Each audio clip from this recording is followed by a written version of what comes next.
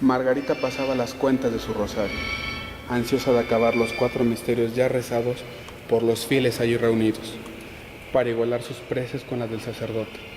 Rezaba con devoción, pero su mente no estaba en el templo, ni sus ojos podían fijarse en el Santísimo. Sus labios repetían la salutación angélica, pero el pensamiento no vibraba al unísono con las palabras. Su alma curiosa estaba muy distante. Margarita hacía esfuerzos supremos por dominar su fantasía rebelde y caprichosa, y hasta se mordió los labios para castigarse. Pero todo fue en vano, todo era inútil. Los parientes ricos es una novela realista. ¿Qué quiere decir esto? Que su discurso es objetivo, puntual y directo.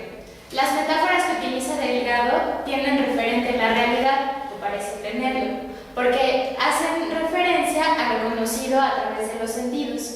Las palabras de Delgado así se acercan a la línea de lo científico. Ciego Dios, así te ves mejor, crucificado. Bien quisieras herir, pero no puedes. Quien acertó a ponerte en ese estado no hizo cosa mejor, que así te quedes. Dices que quien tal hizo estaba ciego. No lo digas, eso es un desatino. ¿Cómo es que dio con el camino luego, si los ciegos no dan con el camino? Conven mejor en que ni ciego era, ni fue la causa de tu afrenta suya. Qué maldad, ni qué error, ni qué ceguera. Tu amor lo quiso y la ceguera es tuya. ¿Cuánto tiempo hace ya, ciego dorado, que me llama? Contrastando la descripción de la escena donde Margarita está frente al sagrario, encontramos el poema de Plasencia, Ciego Dios. Un poema oscuro, difícil de entender, sobre la experiencia de alguien, quizá el poeta mismo, frente a un crucifijo. Estas escenas son sumamente parecidas y sin embargo muy diferentes. En el poema de Plasencia tenemos la impresión de que hay algo oculto a los sentidos y a la mente. Entonces tenemos descripciones de escenas muy parecidas, pero totalmente opuestas. Por un lado, Delgado hace descripciones detalladas que apelan a los sentidos y Plasencia apela a lo oculto y a lo que no está dicho. Y aquí está la conexión de la literatura con la ciencia y el esoterismo. La ciencia es el conocimiento que posee en sí mismo la garantía de su propia validez mediante métodos lógicos, es decir, de causa-efecto. Se vale de la descripción de lo visto y de la experimentación, y ambas son pruebas y recursos de su discurso. Lo esotérico es el conocimiento de lo oculto. La palabra apareció por primera vez en escritos griegos y designaba el conocimiento que no podía ser revelado a los extraños. En el lenguaje común se utiliza para designar escritos sobre magia, astrología o los escritos de los iniciados. Entonces tenemos una relación de oposición. Por un lado la ciencia es lo que se muestra y por el otro lo esotérico es lo que se oculta. Antes del siglo XIX el discurso jurídico era el que poseía el conocimiento y la legitimidad. A partir del siglo XIX, gracias a la práctica científica y a los avances tecnológicos, fue el discurso científico el que obtuvo veracidad y legitimidad. Y esto se puede ver con el auge del positivismo. Entonces, la veracidad era demostrada por la descripción y la experimentación, y eso le dio poder al discurso científico. Entonces, lo que no era explorado por la ciencia no tenía credibilidad. El realismo intentó imitar el discurso científico porque era el discurso de poder, y lo hizo mediante la descripción muy detallada de objetos materiales que creó y reforzó el efecto de realidad. Estaba expuesto el sacramento en la mesa del altar, delante del tabernáculo, entre candelabros de cristal, opulentos de prismas, de luces y de cambiantes espectrales. La custodia resplandeciente irradiaba deslumbradora sobre los blancos lienzos que cubrían el ara.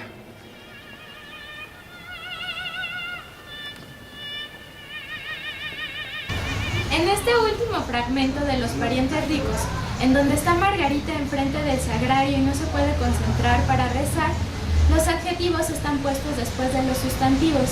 Por ejemplo, salutación angélica, alma curiosa, fantasía rebelde y caprichosa.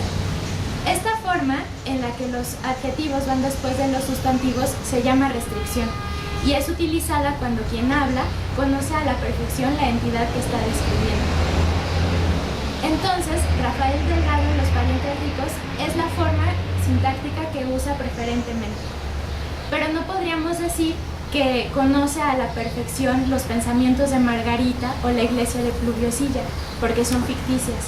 Entonces, Rafael Delgado no nos está hablando de la realidad, pero mediante la forma nos hace creer que está hablando de cosas reales. Esto es el efecto de realidad y, mediante los supuestos juicios razonados que tiene, lleva al lector a una redención absoluta. En cambio, en Alfredo Plasencia pasa algo muy distinto. No hay sustantivos con género que nos den información sobre el yo lírico o el sujeto interpelado. De hecho, casi no hay sustantivos. Los pocos que hay recurren a la determinación neutra. Plasencia no nos dice quién habla ni a quién le habla. Hay un solo vocativo y este aparece hasta la última estrofa.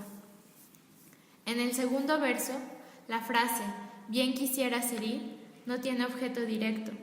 No sabemos a quién quisiera herir el sujeto. Esta escena de Los parientes ricos está totalmente abarcada por la descripción. Conocemos lo que pasa en la realidad física y también conocemos lo que pasa en el interior de Margarita. Y hay saltos de la realidad interior al exterior sin problemas. O sea, tenemos una escena plana sin trasfondos. Al contrario, en el poema de Plasencia hay huecos, y estos huecos en el discurso en realidad son preguntas que pueden ser inferidos, pero nunca son total y seguramente conocidos por el lector. Y continuamos en nuestro esquema en el que la estética de Rafael Delgado es parecida a la del discurso científico, y esto quiere decir que es una estética en la que todo se muestra. Y en la estética de Plasencia hay huecos, es decir, hay cosas que no están dichas o que están ocultas, y es una estética de lo esotérico. Dios no está presente en el fragmento de Los parientes ricos, solo está insinuado por cosas relativas a él, como la iglesia o el sacramento, y todas las relaciones se dan dentro de lo establecido.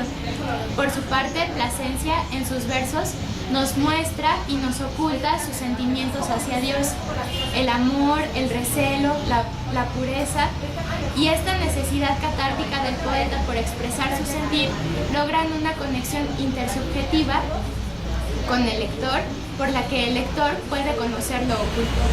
En algunos fragmentos de Los parientes ricos nos podemos dar cuenta que Delgado estaba actualizado en su conocimiento sobre la ciencia y los avances tecnológicos de la época. Además, sus metáforas tienen anclaje en la realidad y las descripciones abarcan el exterior e incluso el interior de los personajes. Entonces nos damos cuenta que Delgado intentaba abarcar la totalidad de la realidad dentro de su discurso y darle al lector la certeza de lo que estaba diciendo. Por su parte, Plasencia favorece lo oculto. Lo dicho siempre está dentro del plano de lo potencial, de lo inferido o de lo sugerido, pero no hay certezas. De su relación conflictiva con la fe, podemos hacer una lectura que ubique a Plasencia dentro de la tradición mística, y la lectura catárquica logra que el lector haga una conexión intersubjetiva con el poeta y además pueda hacer incluso una conexión con Dios. Agradecemos su atención. Este video fue realizado para la clase de Literatura Mexicana del siglo XIX con la doctora Mariana Osuna. Somos el Cartel del Real, estudiantes de la Licenciatura en Lengua y Literaturas Hispánicas de la UNAM. Gracias.